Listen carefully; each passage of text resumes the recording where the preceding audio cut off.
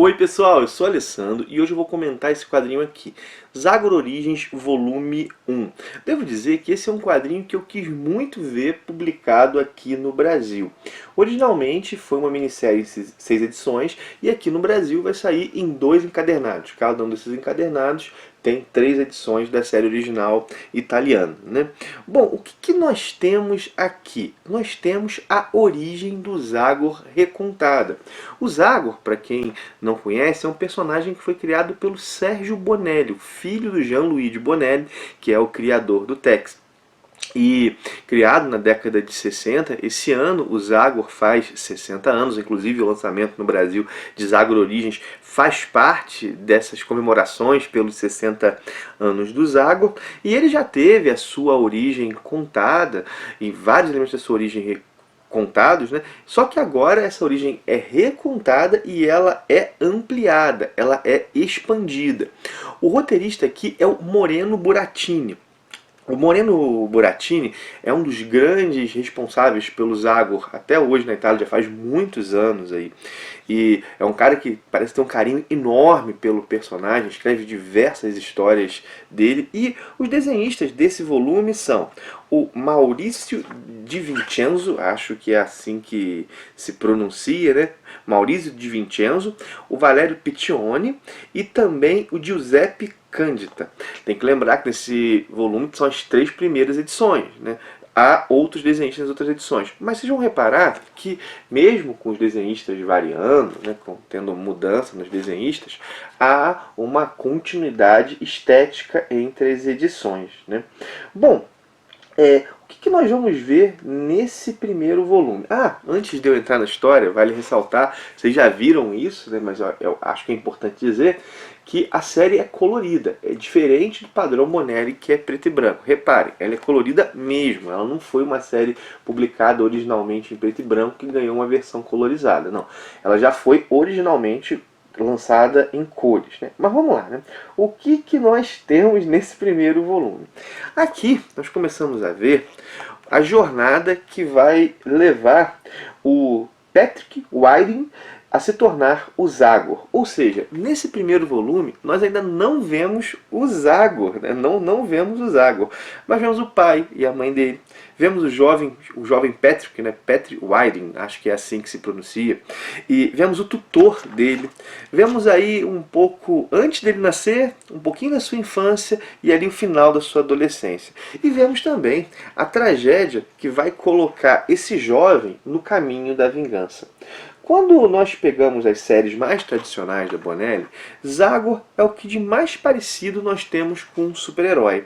Porque o Zagor ele é uma espécie de Homem-Aranha aí do começo do século XIX. Ele é um personagem que não possui superpoderes, mas ele tem aventuras que são muito diversas. Ele tem super-vilões, por exemplo. Ele lida às vezes com magos, com cientistas loucos, tem também as suas tramas mais realistas. Mas por que eu estou dizendo isso? Porque não é comum nós vermos o personagem sendo tão trabalhado. O foco é a aventura, o foco é a situação com a qual o Zagor está lidando.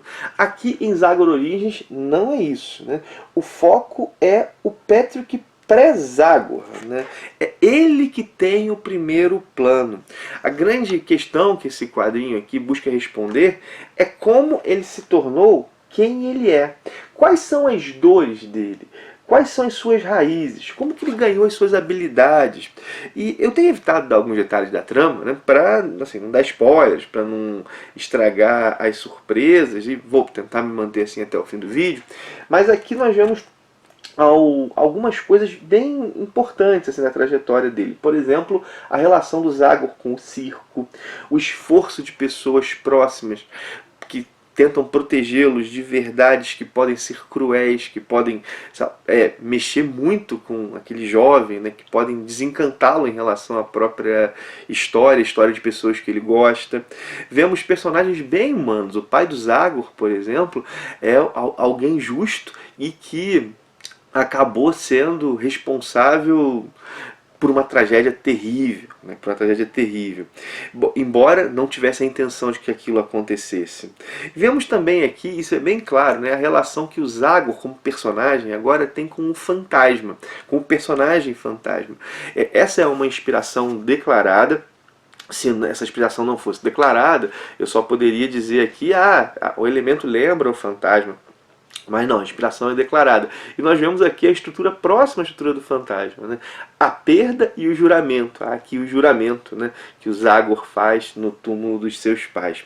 Bom, até agora nós não vimos a lenda surgir. A lenda Zagor não apareceu aqui, mas nós estamos vendo a trajetória do homem Patrick, né? Um homem, um jovem, né? Aí, menos de 18 anos, que carrega em si muita mágoa, marcas da violência, mas também carrega certa ingenuidade, certa inocência. Assim, um detalhe bacana da trama, que ao ler vocês vão entender o que eu quero dizer aqui agora, é que é o seguinte, né? O homem que ele se tornou consegue realizar aquilo que ele, menino, não foi capaz de fazer. E algo muito importante. O homem que ele se tornou foi capaz de realizar aquilo que ele, menino, não foi capaz de fazer, né? Uma coisa que vale dizer é que essa história, ela traz uma carga de violência que é maior do que a média que nós vemos nas histórias do Zagor. A violência é muito mais explícita. Deixa eu mostrar uma página para vocês, que aí vocês vão entender o que eu quero dizer, né? É alguém matando outra pessoa, cortando o seu pescoço, né? Com uma faca no pescoço. Olha só.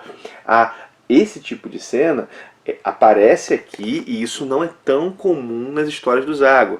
Quando esse tipo de coisa vai acontecer, o quadrinho às vezes não mostra, né? A gente entende que aconteceu, mas aqui, aquilo que às vezes é colocado, é intuído, né, em outras histórias, aqui é explicitado. Então, essa dimensão da violência é muito maior, a dimensão do sexo também, embora não tenha nada de pornografia, né, a gente vê o Zagor na cama com uma moça, né, isso é mostrado, assim. Não é só também aquela coisa, né, de mostra o quarto e tira a câmera dali. Deixa eu mostrar para vocês a cena. A cena começa aqui, mas ela vai sendo aumentando, né, nas próximas páginas. E, de novo, não há pornografia, mas é isso. Ou seja, é uma série que também ela é mais crua, não é a palavra, né? Mas ela explicita mais a sexualidade do personagem, ela explicita mais também a dimensão de violência que está naquilo que ele vivenciou, naquilo que ele vivencia, né? Uma coisa que eu acho que não dá para encerrar esse vídeo sem mencionar é que essa edição aqui, ela foi muito falada por causa dessa borda branca aqui, né? Isso foi falado em diversos espaços, né? Grupo de WhatsApp, grupo de Facebook, e se reclamou bastante, né? Porque a edição italiana, ela não tem essa borda branca, assim. Eu entendo e concordo com muito do que foi dito em relação a isso. Concordo com muito, repara, não tudo, mas concordo com muito do que foi dito. Mas eu fiz questão de não tocar a minha resenha falando sobre isso, embora julgue as demandas que as pessoas colocaram, as críticas que as pessoas colocaram importantes, mas eu resolvi não tocar a resenha falando disso, deixar só para mencionar isso agora ao final, por dois motivos, né? Um é que eu realmente fico chateado que isso tenha ocorrido logo com essa edição, porque acabou que o foco ficou na capa, né, e nessa opção aí equivocada, nesse erro, não vou entrar nesse mérito aqui agora, o foco ficou na capa e não na história. E essa é uma história que ela é muito útil para apresentar o Zagor, né? Para apresentar o Zagor. A gente está tendo a origem do personagem contada, tem um formato maior inclusive do que o formato italiano. Deixa eu pegar aqui uma outra edição em formato italiano para vocês verem. Aqui, ó. Aqui, esse é o formato italiano, essa é essa edição. Tem um formato maior, formato que a editora Grafite lança o Nathan Never, lança o Brad Barron, enfim. É uma edição que tem, assim, tudo, né, dada a história contada, para fazer com que o Zagor chegue a pessoas que não o conheciam, né? E essa polêmica acabou, eu não sei assim, os impactos que isso tem, né? Eu não sei os impactos que isso tem, mas acaba respingando, né? De verdade, eu não aqui estou criticando quem mencionou isso, até porque, bom, faz parte do jogo, né? Há aí um problema, uma opção equivocada no produto e as pessoas que se interessam por ele estão reagindo, né? Mas eu lamento que isso tenha ocorrido logo com essa edição, até porque é algo que eu esperava há bastante tempo, né? Mas o segundo motivo é que eu acho que vale encerrar a resenha dizendo isso, né? Que embora os pontos levantados sobre essa borda sejam sim bem relevantes, né? O quadrinho é mais do que a capa, minha gente. O quadrinho é mais do que a capa. A gente tem esse ditado, né? Não julgue um livro pela capa. Eu acho importante lembrar isso aqui, né? Porque há uma história aqui, e uma história que eu julgo bem legal, tanto quando a gente fala de roteiro, quanto quando a gente fala do desenho.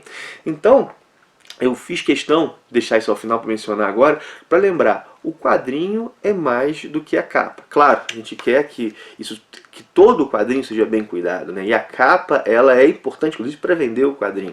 Mas a história aqui contada transcende isso, né? E é uma história, como eu disse, bem legal, que me deixou muito curioso para o que vai vir por aí. Eu quero logo ler, acho que já está em pré-venda o segundo volume. Quero logo ler, porque o Zagor, já mencionei isso aqui no canal algumas vezes. Ele foi meu último preconceito, ou sei lá, não sei se foi ele ou o Mr. No, agora não estou lembrando, mas um dos meus últimos preconceitos a cair com a Bonelli. Já que o Zagor, eu acabei dando azar numa das histórias do Zagor, das primeiras que eu li, e quando eu fui pegar o Zagor para ler, cara, é muito divertido. No geral são aventuras despretensiosas, mas muito bem contadas, inclusive acho que tem um aspecto histórico maior. Cara, são histórias bem legais, assim, claro, como todo título, bom, tem décadas aí, né, 60 anos, tem seus altos e baixos, mas é uma história, é muito legal, é muito divertido ler Zago, né? E aqui nós temos a origem, né, do personagem sendo apresentado. Enfim, minha gente, é isso que eu tinha para dizer, espero que tenham gostado do vídeo, não esquece de curtir, de compartilhar, de botar teus comentários aí, né, aqui para eu saber o que você achou, se leu, se tem interesse, não tem interesse, bota aí. Lembrar também do link da Amazon, tá na descrição do vídeo, caso você vai fazer uma compra nessa loja, se você usar esse link, você ajuda demais o canal, qualquer compra, né? Sei lá, um gibi, um livro, um computador, o link tá aí. Eu vou deixar também o link para Zagor Origins, que é vendido lá, caso alguém tenha interesse, e para outros quadrinhos do Zagor que são vendidos lá também. Por último, lembrar do cupom da editora Novo Século, né? Isso é para a loja da própria editora. A editora publica quadrinhos como Lock and Key, arte, no selo Geektopia. Ela também tem vários livros, né? Ficção científica, fantasia. Caso você vá fazer uma compra na loja dessa editora, se você usar o cupom que está na descrição, MiniHQ, você ganha 30% de desconto e também ajuda o canal. Jabás feitos, paro por aqui, um abração e até o próximo vídeo.